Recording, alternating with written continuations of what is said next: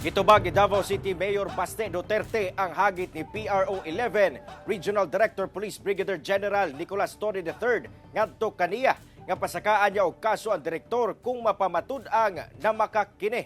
Subay kini sa pagtawag sa mayor nga professional nga mamutbutay ang direktor. Ani ang report ni John D. Esteban.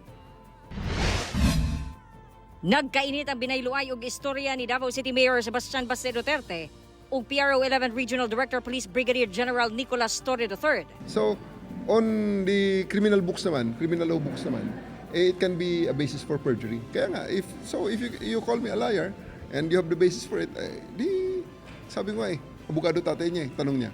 Kini ang gitubag ni Torre sa pagtawag kaniya sa mayor nga professional siya nga mamutbutay. Ang pahayag sa mayor nagsumika dihang miingon si Torre nga di na daw angay tubagon ang mayor o professional matud pa siyang pulis. Human gihagit ni Mayor Baste si Torre nga magpakita og pasihan sa gipakita sa general nga blue book diin gidoktor daw ang mga police blotter. Mao daw ni ang usa sa mga rason nganong giparanggal ang 19 station commanders sa syudad.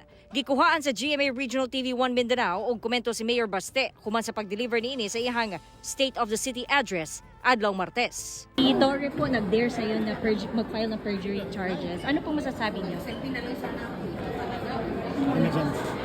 No, he has to prove first yung blue blatter na sinasabi niya na totoo yan before.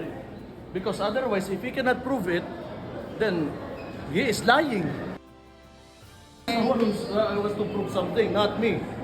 Kauban, si Jojo Solarte sa kamera. Ako si John D. Esteban para sa One Mindanao.